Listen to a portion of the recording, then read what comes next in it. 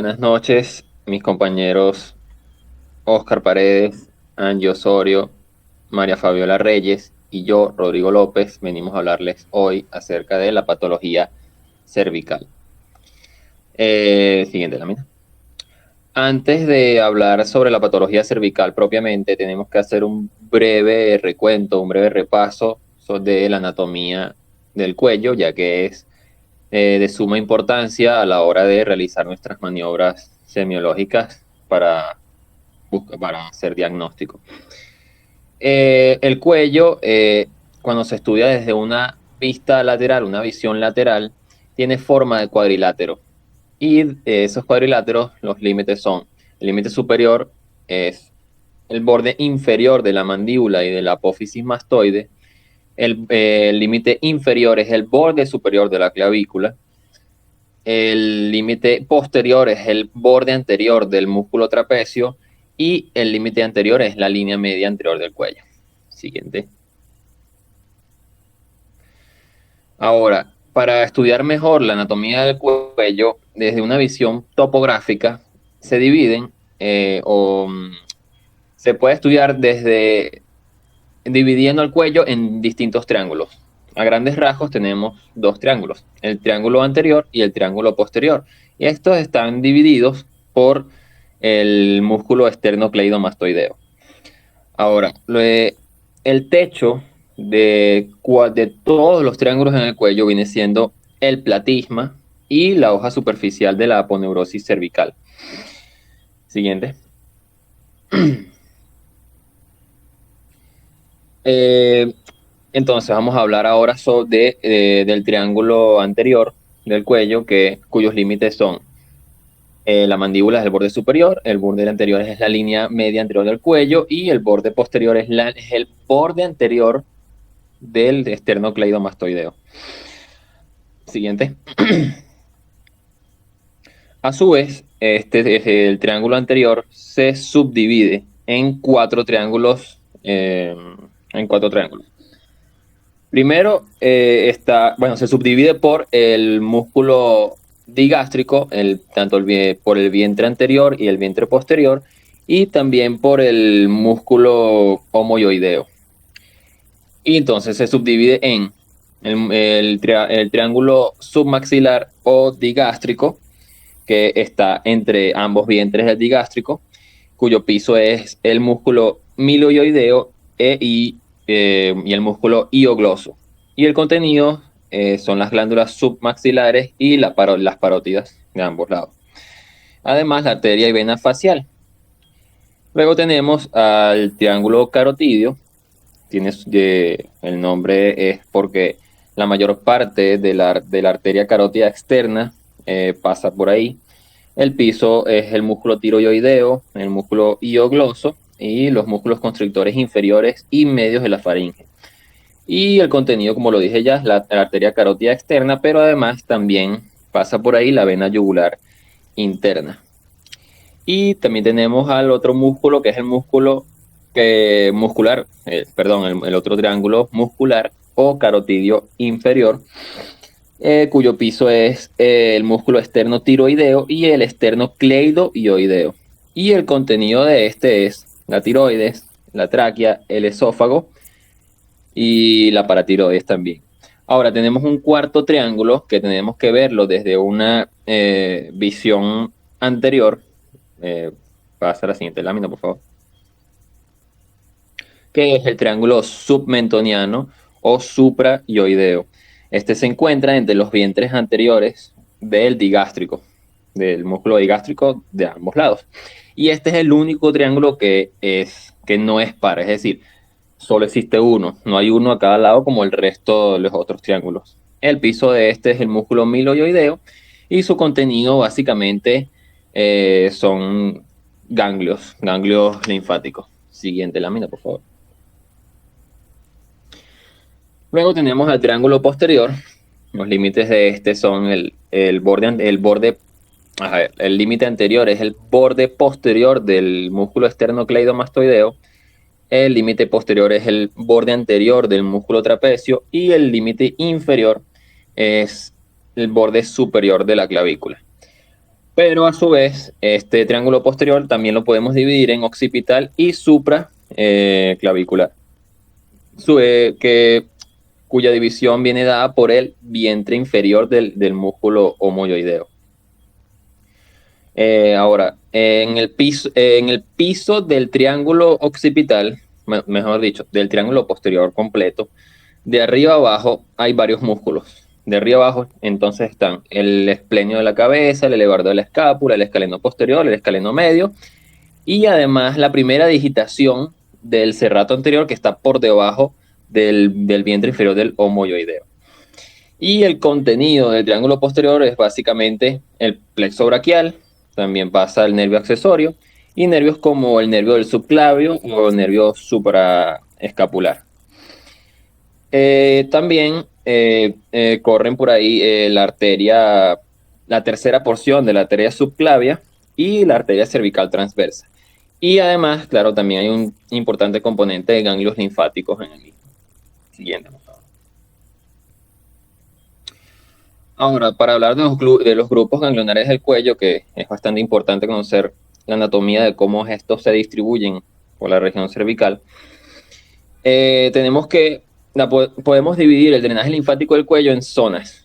La zona 1, corresponde a lo que es el triángulo submentoniano, o submandibular. Luego tenemos la zona 2, zona 3 y zona 4 que siguen el recorrido del músculo esternocleidomastoideo.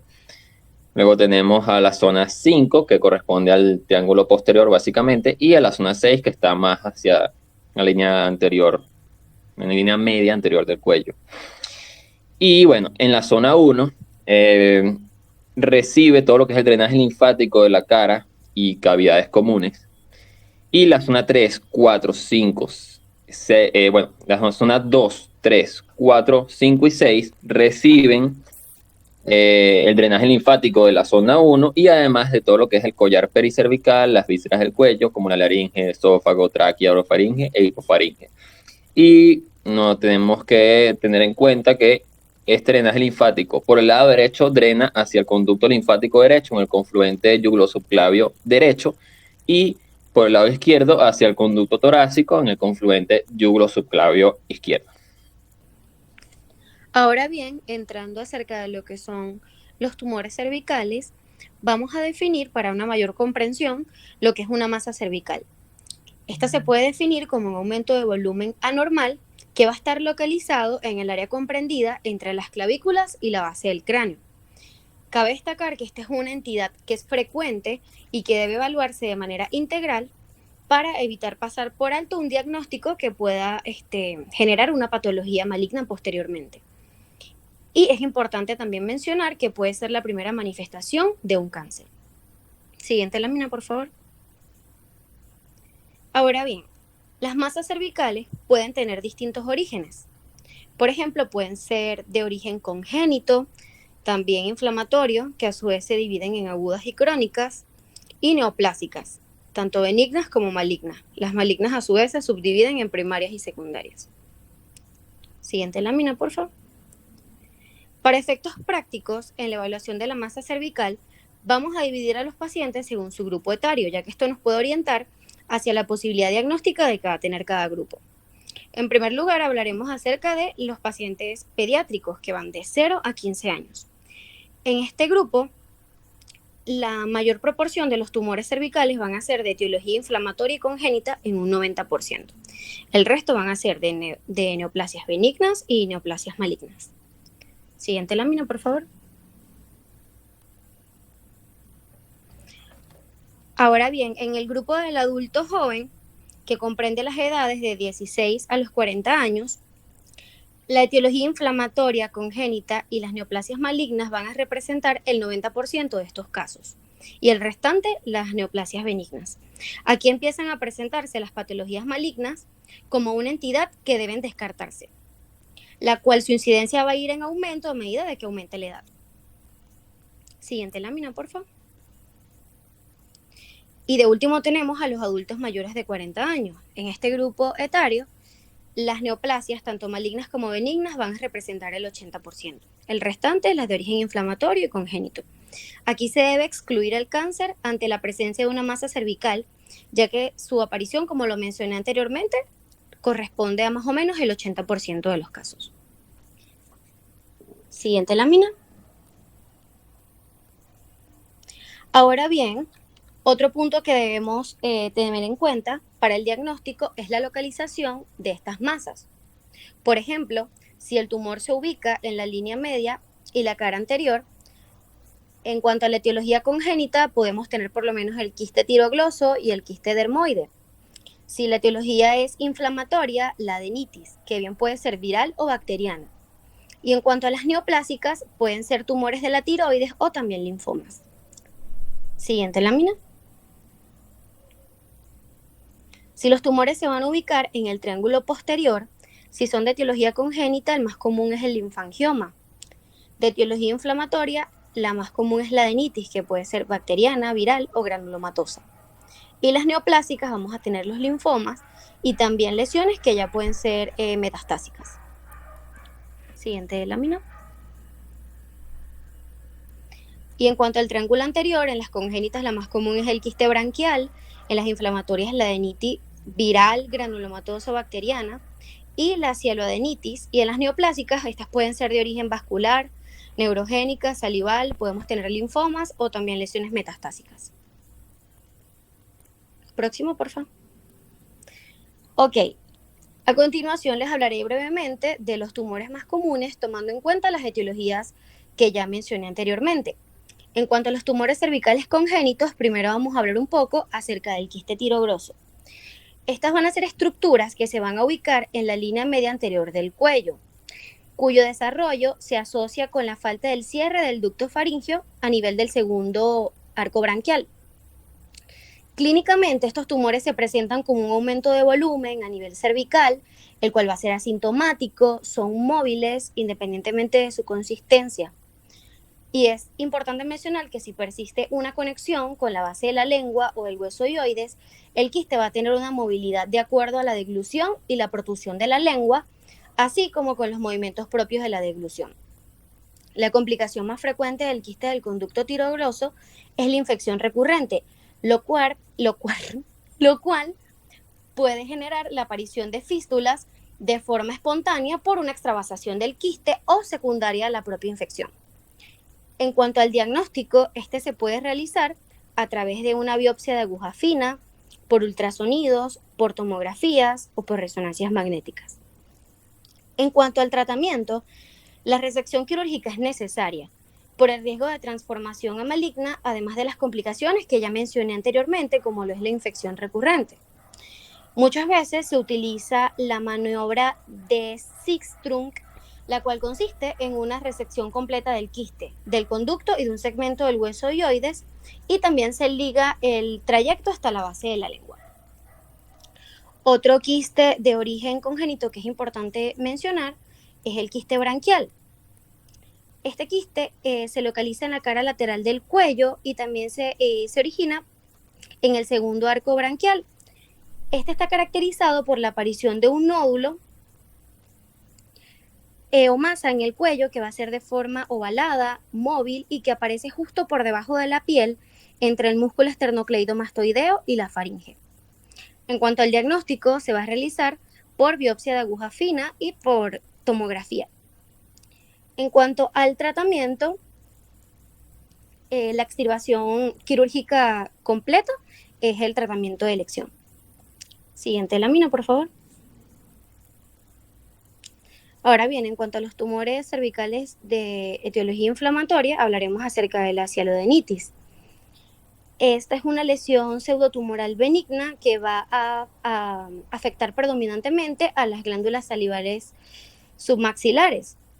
Esta se presenta como una masa indolora que va a ser de crecimiento lento y que puede estar acompañada en ocasiones de dolor al momento de la deglución. Es una entidad que suele ser poco conocida y a veces se puede diagnosticar erróneamente como otros procesos inflamatorios o neoplásicos. En cuanto a la histología, se va a caracterizar por una fibrosis y una dilatación de los conductos. Y la extirpación de la glándula, en este caso, nos puede servir tanto para diagnóstico como para terapéutica. Próxima lámina, por favor. Finalmente hablaremos acerca de los tumores cervicales que van a ser las neoplasias. Entre los más comunes vamos a tener los linfomas. Los linfomas son un grupo heterogéneo de enfermedades linfoproliferativas que se van a clasificar en linfomas Hodgkin y no Hodgkin. Usualmente se presentan como masas indoloras de crecimientos progresivos. Ambos se dividen en subtipos que estos van a determinar el pronóstico y el tipo de tratamiento que van a recibir en cada uno de los casos.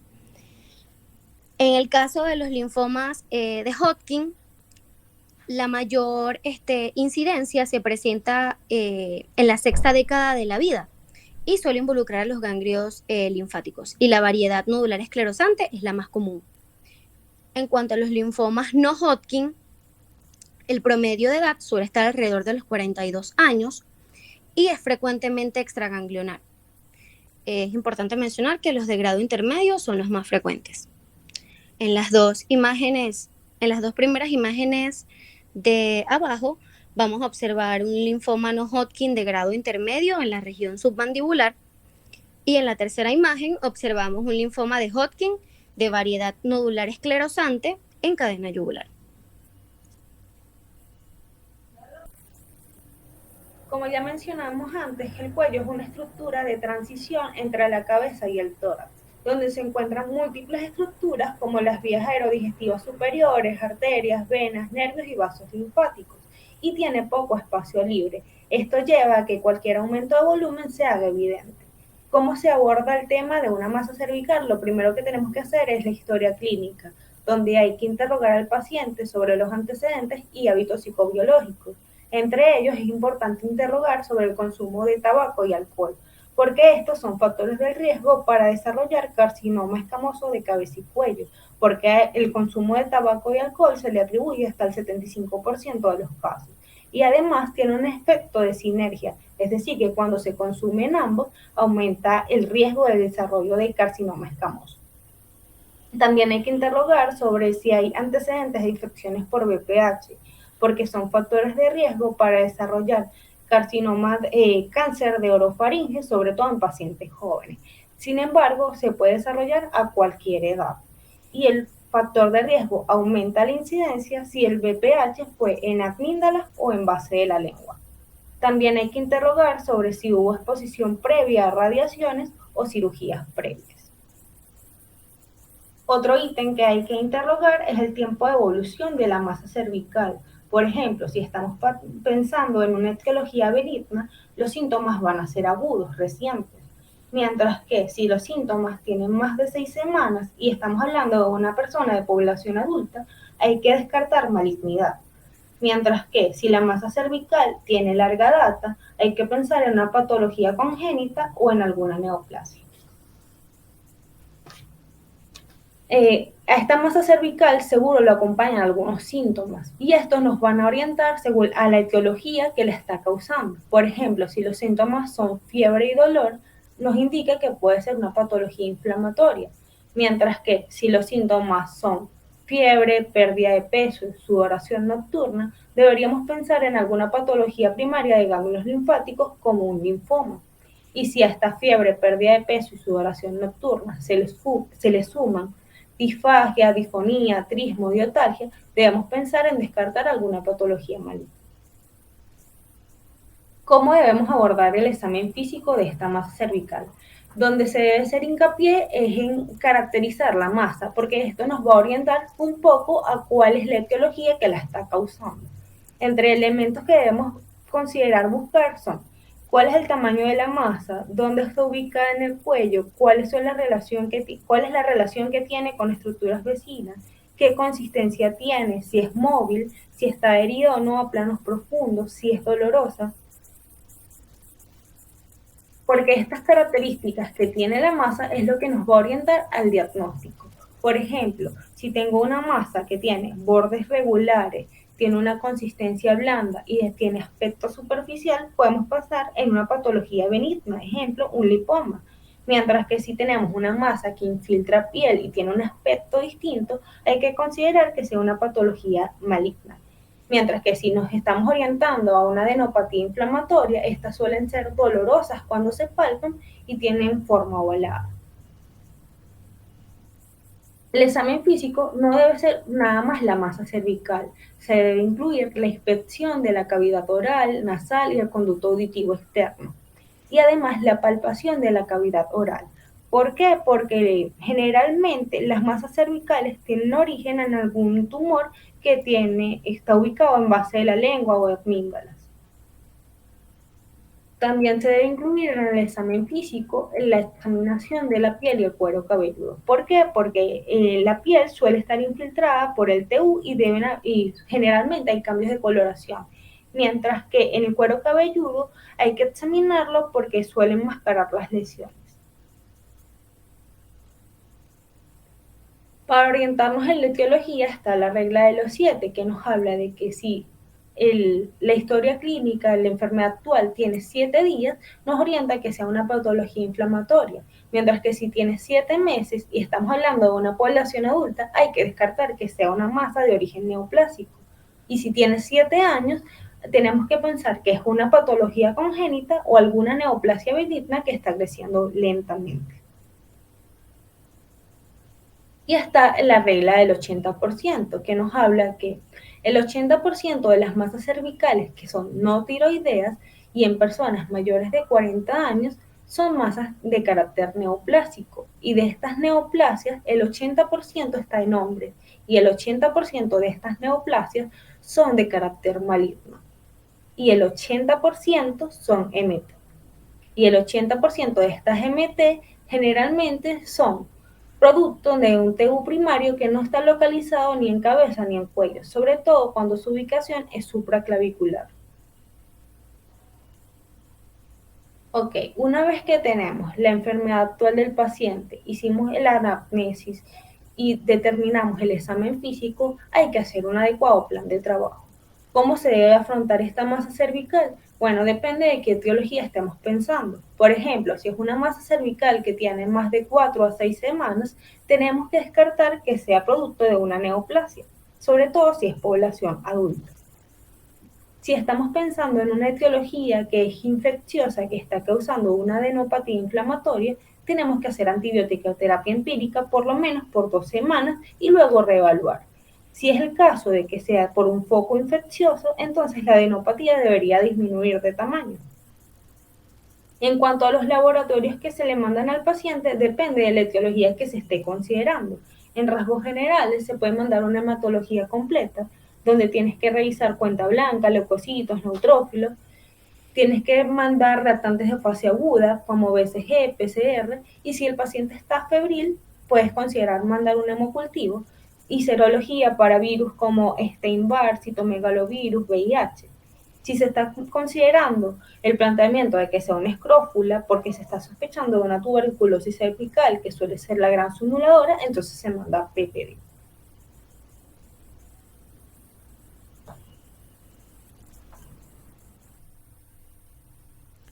Ok, en cuanto a los estudios complementarios que podemos realizar, tenemos los estudios endoscópicos que usualmente se realizan en un ámbito más especializado, pero en el consultorio podríamos realizar una laringoscopía directa en la cual podríamos evidenciar algunas lesiones. Por ejemplo, si tenemos un paciente con una disfonía persistente y se podría evidenciar un tumor de cuerda vocal, este sería el origen de la masa cervical. Siguiente. En cuanto a los estudios de imagen, aquí vamos a ver cuáles podemos realizar y cuál es la utilidad en cada uno de los casos. Vamos a ver que el ultrasonido cervical generalmente es el estudio de elección inicial en la población pediátrica, porque no va a exponer al niño a radiación ni requiere sedación. Esto nos va a orientar el diagnóstico, ya que generalmente es un estudio de muy bajo costo y que nos permite diferenciar entre una lesión quística y una lesión sólida, lo cual es muy importante en la población pediátrica, ya que nos puede diferenciar entre una patología inflamatoria y una patología congénita. Además, si vamos a realizar algún procedimiento diagnóstico, por ejemplo una PAF, nos permite guiar el procedimiento para hacerlo de una forma más correcta. pero siempre debemos recordar que los resultados que vamos a obtener de este estudio siempre van a ser operador dependiente y también van a depender del equipo. En el caso de la tomografía, suele ser el estudio inicial en la población adulta, sobre todo cuando se sospecha de una patología maligna, y tiene sus ventajas que nos permite indicar lo que sería la relación de la masa con las estructuras vasculares, lo cual es importante si se está planificando un tratamiento quirúrgico, y así se podría evaluar la resecabilidad de la lesión. También nos permite ubicar el tumor primario que nos justifique la masa cervical, y en algunos casos que podamos pensar que las lesiones son vasculares, se podría realizar una reconstrucción angiográfica. En el caso de la resonancia magnética, ofrece una excelente definición de todo lo que son las partes blandas, y en aquellos pacientes que son alérgicos al yodo se podría utilizar como una alternativa a la tomografía para no tener que utilizar el contraste. También se puede utilizar cuando se sospecha si hay invasión perineural, lo cual tiene mucha utilidad. Y en cuanto a la reconstrucción angiográfica, también resulta de muchísima utilidad en aquellas lesiones que son muy vascularizadas, tanto para el diagnóstico como para orientar el tratamiento y ver si es factible o no el tratamiento quirúrgico.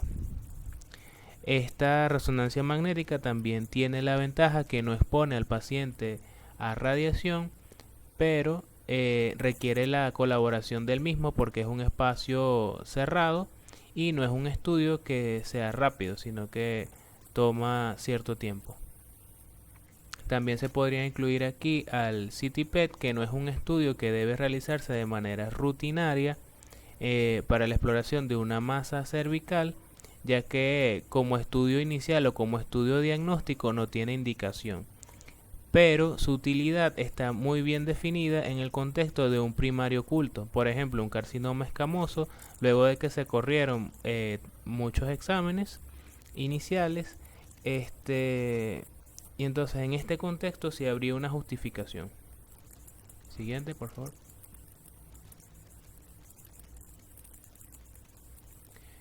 En cuanto a los estudios diagnósticos, tenemos la PAF o punción por aguja fina, que sería el primer estudio que debemos hacer frente a una masa cervical siempre que no sea pulsátil o que sospechemos de una patología o tumor vascular. Es un método que se puede hacer en el consultorio, que además es muy sencillo y de bajo costo y que ofrece mucha ayuda diagnóstica, ya que si lo hace un citopatólogo experto podría tener una sensibilidad hasta del 97%, siempre que la muestra sea suficiente, y podría orientarnos el diagnóstico de esta manera. Siempre se debe realizar o siempre se debe tratar de realizar guiado por un estudio de imagen, generalmente por un ultrasonido, para tomar la muestra del sitio correcto, y ofrece ciertas desventajas, por ejemplo que siempre van a existir los falsos negativos o puede haber una muestra insatisfactoria. Esto se minimiza si tenemos cerca al citopatólogo al momento de la muestra al momento de tomar la muestra, para que determine si esté suficiente o no. Siguiente.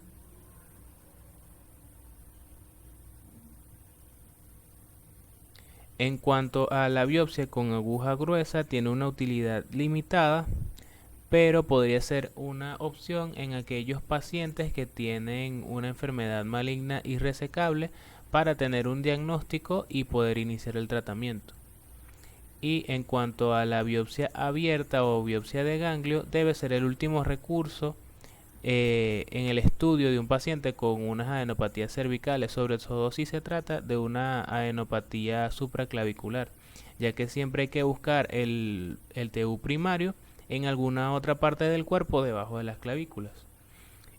Además que el tejido debe ser suficiente para poder realizar el diagnóstico. Otra desventaja es que la biopsia abierta también nos puede interferir en el tratamiento posterior, ya que puede contaminar el campo quirúrgico, incluso a veces que puede que el diagnóstico no sea concluyente en el caso de una adenopatía supraclavicular. Siguiente, por favor. Bueno, aquí podemos ver un pequeño esquema de cómo abordaríamos una masa cervical, en donde lo primero que haríamos sería la entrevista al paciente, la inspección directa e indirecta de la masa junto con el examen físico completo y comenzar a realizar los estudios de imagen correspondientes o los estudios endoscópicos dependiendo del caso. Luego de aquí haríamos la PAF, que tendría tres resultados. Si la PAF es benigna, se realizaría la extirpación de la masa, o es decir, haríamos el tratamiento de una vez. Si el resultado de la PAF es inespecífica, se debería repetir, volver a hacer toda la historia clínica y el examen físico, es decir, reevaluar el paciente completamente, realizar una endoscopia con una nueva toma de la biopsia y realizar una biopsia abierta de la masa. En cambio, si el resultado es negativo, igualmente se puede repetir la PAF, volver a reevaluar al paciente, realizar la biopsia abierta de la masa y se podría o realizar el tratamiento de una vez o realizar la disección cervical y realizar un CT PET, en este caso para ver la extensión de la lesión. Siguiente.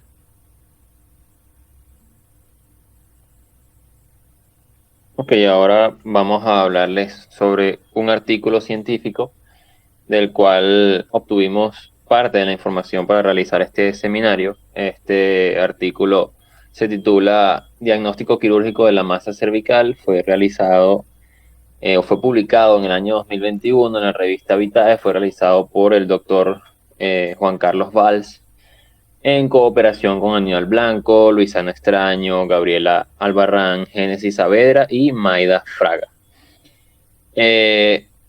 Siguiente, por favor.